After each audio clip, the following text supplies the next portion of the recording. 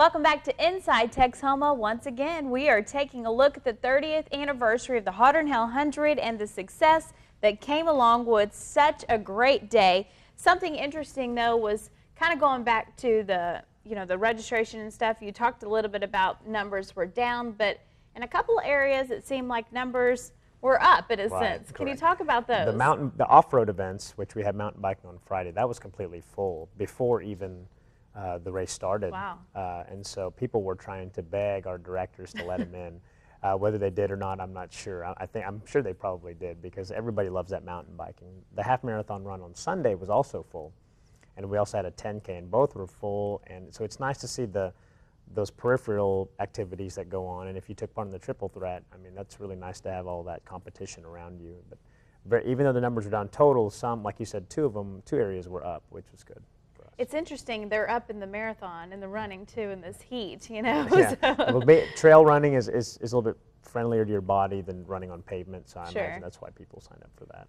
Well, that is definitely a good thing. Something else, whenever we're out there that day, we heard a lot from Shepherd and spoke with the general and, some of the other colonels out there that day. Can you talk a little bit about the success that Shepherd really brought to this year? If you rode the 50-mile or the 100K, which I was one of those people that rode it, having Shepherd Air Force Base, it's kind of on the last part of the route, and it's so nice to have them involved, because Shepherd Air Force Base, not only do they have airmen out there that congratulate you and cheer you on as you're going, but they put out all their best planes for display. I don't know how to, it's kind of like you're the star for that day, and so it feels really good. You get that last boost of energy to finish the ride if you're a 100K or 50-miler. So we really have to thank Shepherd Air Force Base and their staff for taking part in this for the past few years and hopefully in years to come.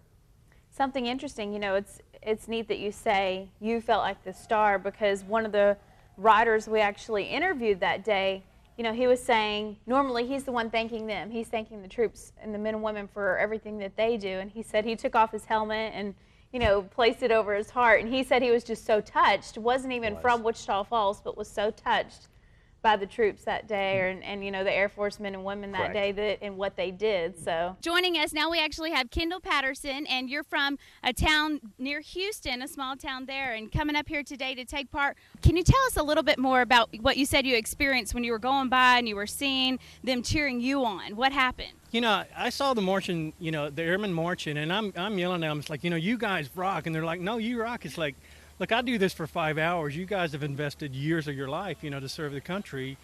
And it just touched your heart. And, we turned, once we saw the airplanes lined up, we made a left turn, and there were just literally hundreds of airmen there, high-fiving everybody. There was something more. This year, riding through it, I felt like there were double the airmen that were there. And they were so nice, and their hospitality was great. They helped a lot of people take pictures. So you're not having to put the phone in front of you, but they really did a good job welcoming us and all the riders into Shepherd Air Force Base. So good job to them. Absolutely. And something else which was kind of interesting is kind of just talking about the contribution of the revenue to the Hotter Than Hell 100. You talked about this a little bit, but can you touch on this a little bit more?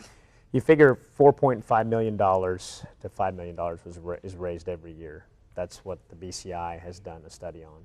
But you figure if a rider goes to, let's say, a restaurant or a hotel, that particular dollar turns over 7 times before it leaves Wichita Falls. So this is a lot of external money that's coming in that's not being generated by our own infrastructure, but just from a cycling race. You're having that much money being raised. And so it's really nice for the Wichita Falls economy, and that's why we're able to put a lot of energy into Hotter Than Hell. That's why we have MPEC and Shepherd Air Force Base and all the hotels and the restaurants. They know when Hotter Than Hell's coming. They make plans for that, because they want to welcome everybody. We're all trying to be a host for these outsiders coming in and cycling for the weekend. Have you heard anything like as far as hotels and stuff? Were they all booked up? Booked every year. We had a few slots open, but really it was all the hotels were booked. The host homes we want to say thank you to as well, because they did a really great job again, but everything is usually full. I mean, our people are parking and camping out in their RVs by MPEC. I mean, it's crazy, but it's all about Hotter Than Hell. That's right.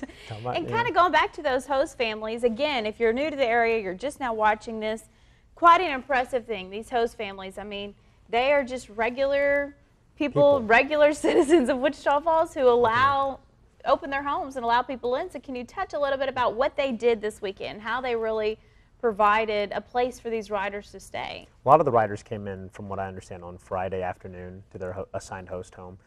And some, you know, a lot of these people just opened up their room for them. Some of them took them out to eat, fed them. I mean, you're talking about Texas hospitality, and this is what makes us stand out, specifically Wichita Falls. So I don't think it gets any better than the host home program that we have. Just a lot of people who they can't get a space anymore, a lot of riders. So here we go. Wichita Falls, always welcoming and opening up their houses and their arms to everybody.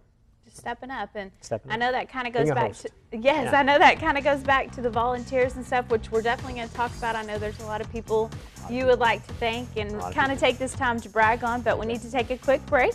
We'll be right back with more.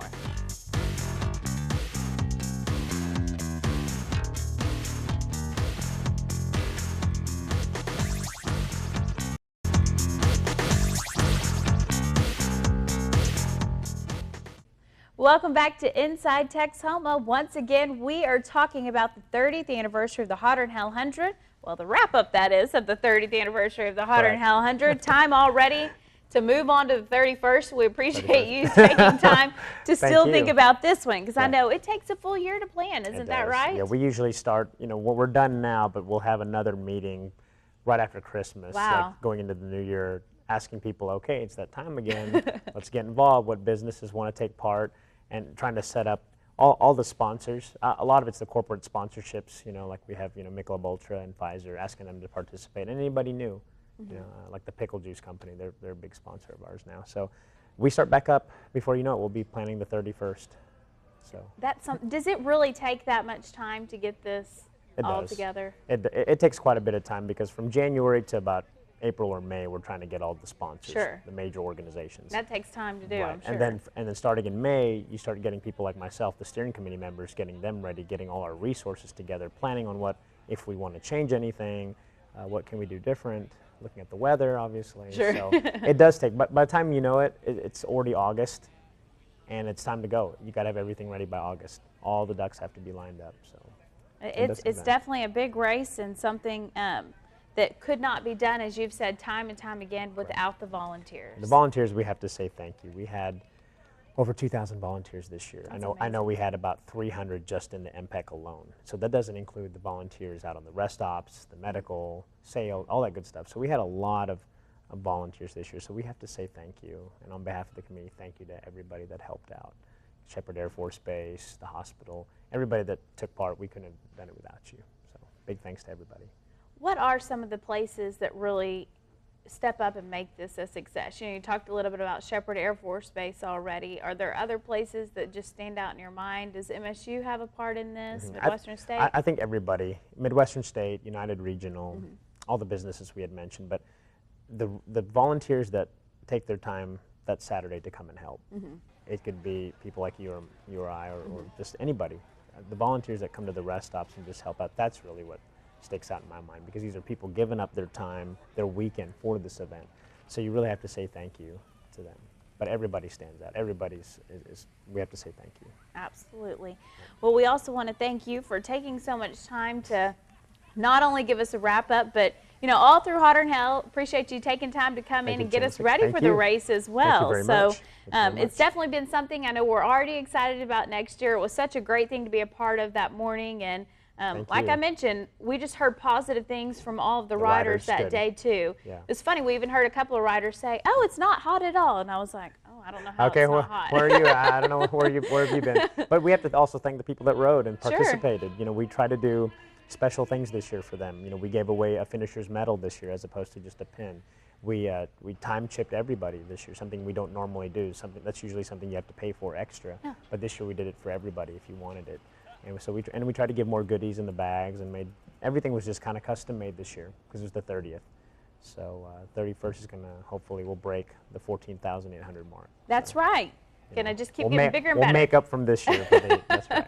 It'll just be too much. So too much next year. That's correct. That's a positive thing. Well, Randy, thanks again. Thank you so much. Appreciate it. We also want to say thanks to you, Texoma. Thanks for all you do for the community, and thanks for watching. We'll see you back here next Sunday morning at 5:30 for another look inside Texoma.